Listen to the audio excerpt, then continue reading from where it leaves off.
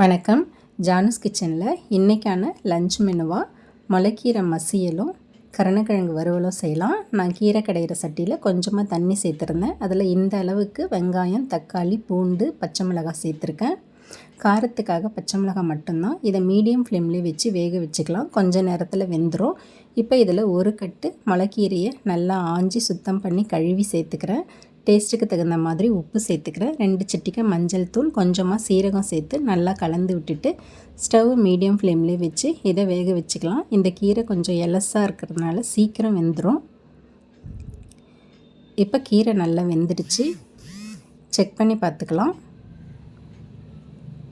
கீரை நல்லா மசிஞ்சு வெந்துடுச்சு. இப்போ இதை கீரை கடையிற மத்தால் நல்லா மசிச்சு விட்டுக்கலாம்.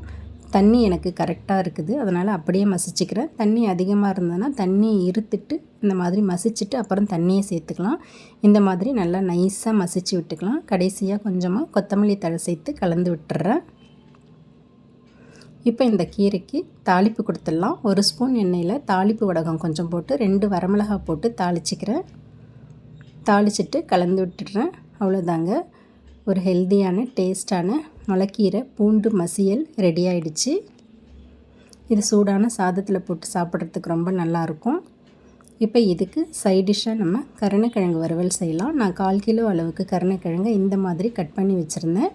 இதை குக்கரில் சேர்த்துக்கிட்டு கொஞ்சம் தண்ணி சேர்த்து குக்கரை மூடி மீடியம் ஃப்ளேமில் 2 விசில் மட்டும் வச்சுக்கலாம். அது வேகிறதுக்குள்ளே ஒரு பேஸ்ட்டு ரெடி பண்ணிக்கலாம்.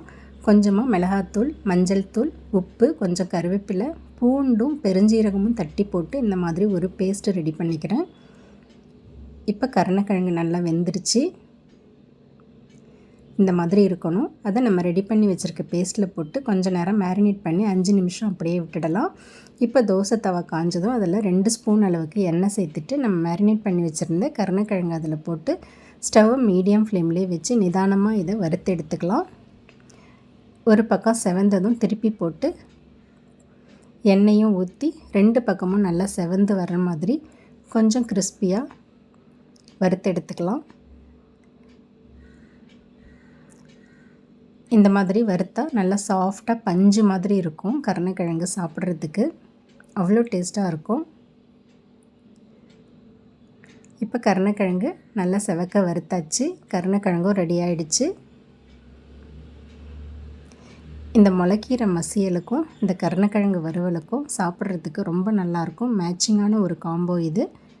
இது கூடவே தயிர் சாதமும் ரெடி பண்ணி சாப்பிட்டுக்கலாம். அவ்வளோதாங்க இன்றைக்கான லஞ்ச் மெனு. தேங்க்ஸ் ஃபார் வாட்சிங்.